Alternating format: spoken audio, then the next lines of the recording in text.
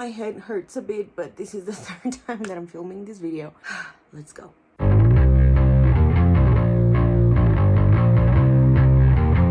Hello everyone, welcome back to my channel. My name is Paola and this is Bad Influencer. For the second episode of Bad Influencer, I thought it would be a great idea to talk about my top 10 favorite books that I have read because of booktube. Number 10, The Vampire Academy series by Richelle Mead. This one was talked about by Zoe from Read by Zoe and Christine from Paul and Bananas Books, maybe even Emma from Emma Books, but I don't remember exactly if she talked about it.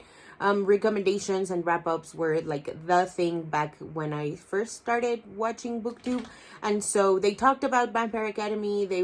I distinctly remember them saying like, don't be fooled by like the cheesy title of the first book, you'll really enjoy it. And so that got me thinking that I never had like a vampire phase when I was a teen, because when I started watching booktube I was 20, and so I was fully not in my teens anymore, and I was like, oh right, I did watch like The Mortal Instruments. Obviously I watched and read Twilight. Obviously I watched The Vampire Diaries, but I never had these like really strong obsession for supernatural things. I was much more into like rich kid drama, so like The OC, Gossip Girl, that kind of stuff.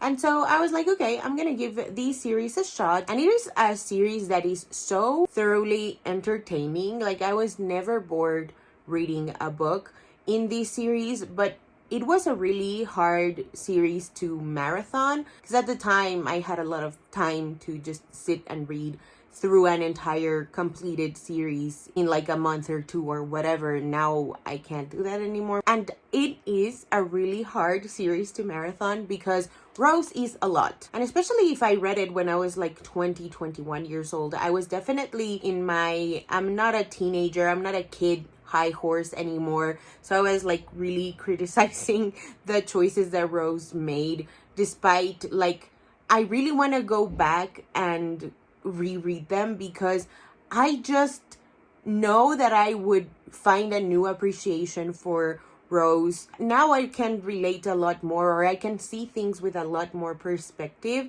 that I know I can appreciate her anger and her angst a lot more than I did when I was 20. That being said, I did love her friendship with Lisa.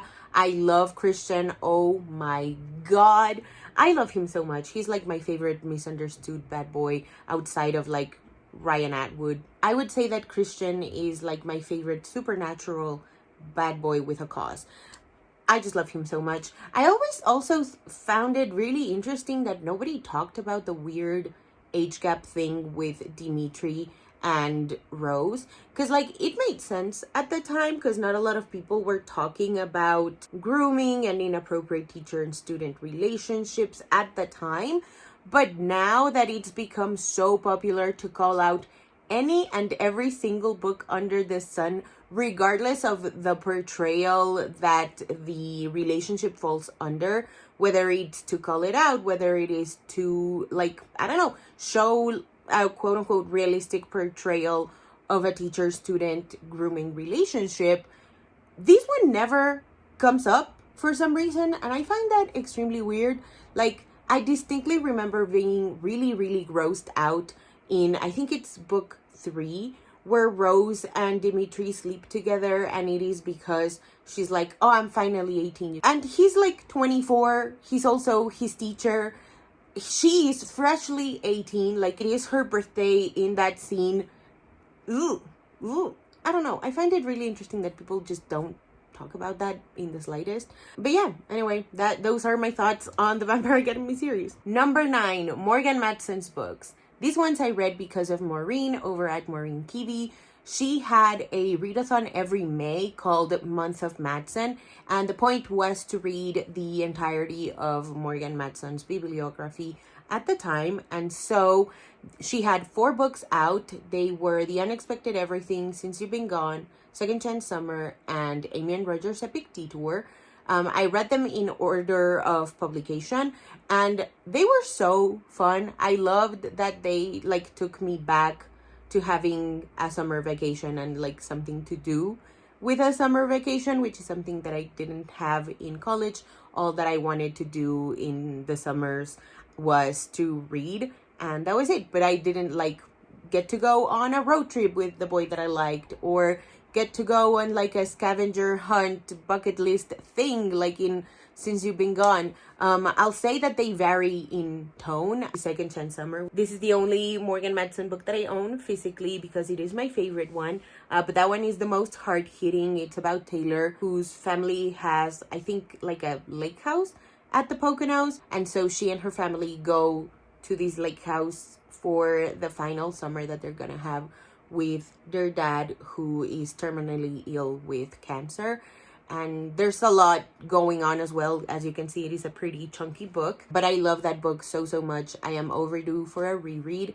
Again, if I had to rank those, I would say it is Second Chance Summer, Amy and Roger's Epic Detour, which is also a little hard-hitting. Amy's dad is also gone, and so that plays a huge part in the shaping of Amy's character and Amy's journey throughout the book. Then Since You've Been Gone, I just love stories about friendship, and that one like really resonated with me. I love the journey that Emily goes on, and then finally The Unexpected Everything. That one I think is the longest Morgan Madson book that I have read, and it's also about friendship, it's about romance, it's about family. They're all very fun. Highly recommend them. Number 8, Simon versus the Homo Sapiens Agenda by Becky Albertali. This one was the talk of the town. What I find the most interesting is that people just didn't talk about how hard-hitting it was. Like, I distinctly remember people being like, oh, this is such a sweet book about two gay kids who fall in love over email, da-da-da-da-da. But the seriousness of Simon being blackmailed was never talked about, which, I don't know, I don't blame anyone for anything. I just find that really, really interesting. So just in case you've been living under a rock, this is about 16-year-old Simon, who is having a virtual relationship with another guy also under like a pseudonym. And then one day this kid Martin walks in on the computer and Simon's session is still open, and so he sees these emails, takes pictures of these emails, and threatens Simon that if he doesn't help him get with Simon's friend, then he's going to release the emails and tell everyone that he's gay. And Simon is very much in the closet. And so it is hard-hitting in that way. It's also very much about friendship, which is something that I think the movie unfortunately left out in a very significant way. Anyone who loves the book knows the feeling of watching the movie, and that scene where Simon's friends get angry at him is like, wait. What are we doing this to our boy? What's happening here? And I just really admire Becky Albertali's voice. Like, it really did feel like I was reading from the perspective of a 16-year-old boy, which is not something that I tend to do, which might sound strange considering the list that I have here, but that's besides the point. Number 7, A Princess in Theory by Alyssa Cole. This is an adult romance. It is royalty, it is mistaken identity, and it is the betrothed trope. This one was recommended to me by Joss over at Squibbles Reads. She had these series called Are They Worth the Hype? And this and another book that I can't talk about because it is part of the St. Martin's Press publishing thing. She was talking about these two books. I was just so interested in the premise of A Princess in Theory alone. Like, imagine you're just a woman in STEM working the lab. You keep getting these spam emails telling you that your betrothed, a prince in Africa, is waiting for you. And then it turns out to be true, huh? Like, I don't know. I just find that so interesting. Then Joss also talked about it being steamy, it feeling very intimate. And I was immediately drawn. This is another book that I recently reread, and it was so worth it. Again, I really loved the way that the relationship developed. It felt very organic, very natural, very adult too, in the sense that it was, you know, very mature in terms of how they get that communication going. I love the side characters as well. I would really love to finish this series eventually. I think this is a great book for those of you who might be interested in romance but are not sure if you're taking the plunge. I definitely think you should read this one. I think it's perfect for like romance reader beginners. Number 6, Ash by Melinda Low. This one was talked about by Riley over at Riley Marie. I don't remember if it was like a recommendations video or if it was a wrap up, but I do remember Riley talking about this book highly. And so I was like, you know what, let's read it. And the reason why I wanted to read it was not just because of the way that Riley was talking about in terms of its significance to her, but also I distinctly remember her saying that this book read like an actual fairy tale book, not just like a regular schmegular retelling. That those are not the words that she used. I was very interested in that because I hadn't really read retellings at the time. I knew Cinderella is a really popular story to retell, but I never read anything that felt like a fairy tale. And so I decided to check it out, and oh my goodness, this book is just so like atmospheric and lush. I love how genuinely magical it feels. It is also very unexpected. There's a lot of light in the darkness themes going on, which I adore. I don't know if I said that this is a sapphic Cinderella retelling, but if you didn't know, now you know. Highly recommend this one for those of you interested in fairy tale retellings. Number 5, the Wayward Children series by Shannon Maguire. These ones I link to Riley from Riley Marie and Kayla from Books and Lala. The premise of the first book is very, very intriguing. It is a YA murder mystery series that takes place at a boarding school that's meant to house and just like give therapy to kids who have come back from Portal Fantasy Worlds. And so the newest addition to the boarding school is the prime suspect for this murder.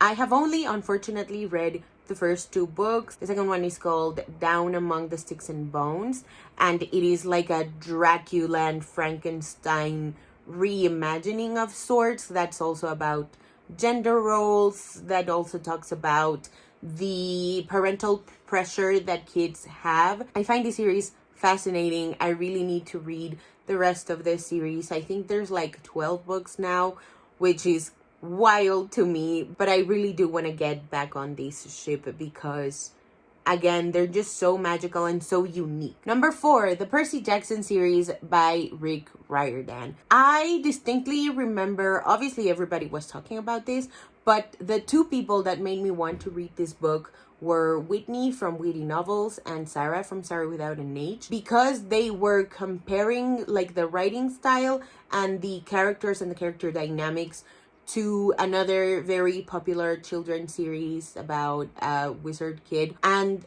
I was like, I actually really love that other series, but the way that you're talking about this one feels like there's some imaginary competition going on. I don't know that that's true, but if there is, I'm going to be the judge of which is the better series, who is the better protagonist, and what relationships win over the other. And I'll say the Percy Jackson series is so superior, in my opinion, to the other wizard book series. Anyway, back to Percy Jackson.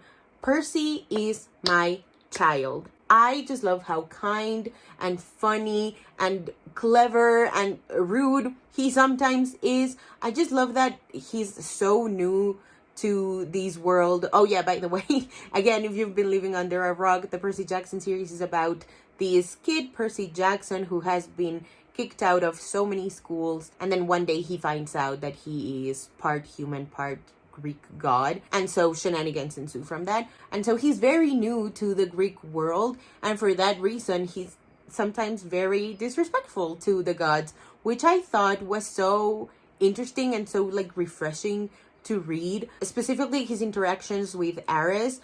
I don't know that I would ever be that brave in front of any authority figure, let alone the god of war. I love how much he loves his mom. Oh my god.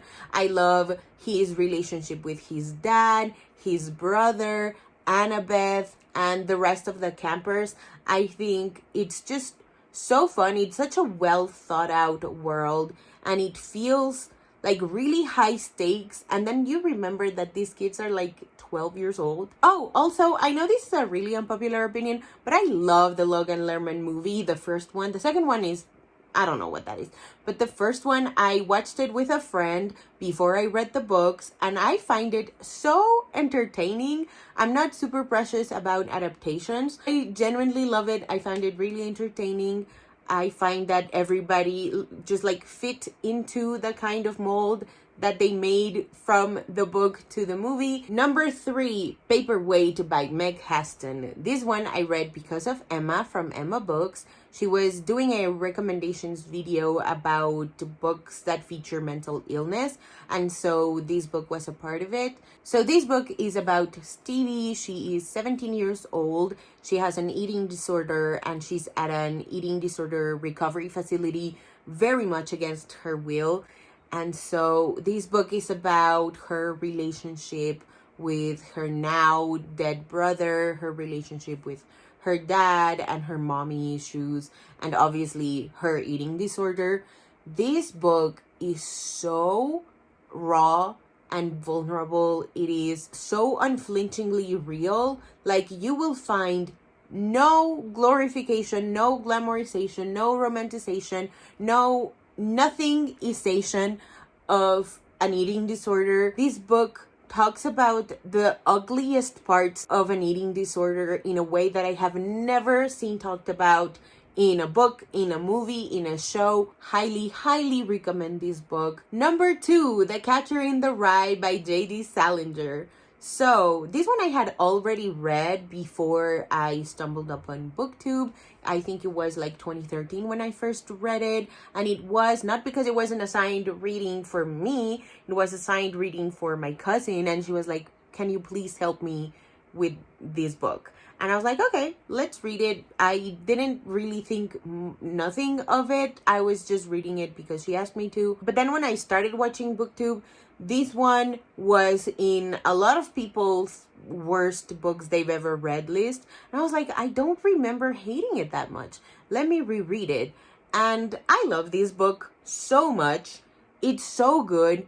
I love the angst. I love the meandering. I love the stream of consciousness. I love the language. I love Holden Caulfield. I think a lot of you who hate the book hate it because you read it in high school. Like, as in, you were made to read it as opposed to wanting to read it. I don't know. That's just my idea of it, because it is truly such a phenomenal book. If you haven't, for some reason, given this book a chance, I suggest that you do. Get back to me with your thoughts. Even if they're negative, I can take it. And finally, book number 1. It is right here next to The Catcher in the Rye, Juniper Lemon's Happiness Index by Julie Israel. This one was Booktubeathon's, I think it was the book club pick for 2016, whenever this book came out. 2017. There we go. So like I said, this was a Booktubeathon's book club pick for 2017. Booktubeathon was a readathon that was hosted by Ariel Bissett. This one was so funny because I was already participating in another readathon that overlapped with the Booktubeathon. It was called the Biannual Bibliothon, and they were reading Renee Addier's Flame in the Mist. I want to say that's what the book was called. And because it was fantasy, I really was committing to reading that book because it was out of my comfort zone. I'd never read anything by that author, let alone anything as high fantasy as that book. So I was like, should I read Juniper's Lemon's Happiness Index or no? And then I read the synopsis, and on Goodreads it said, it doesn't say it here, but on Goodreads it said something about the book making you laugh and cry. And I love books that do that. So I checked it out. I love it so much.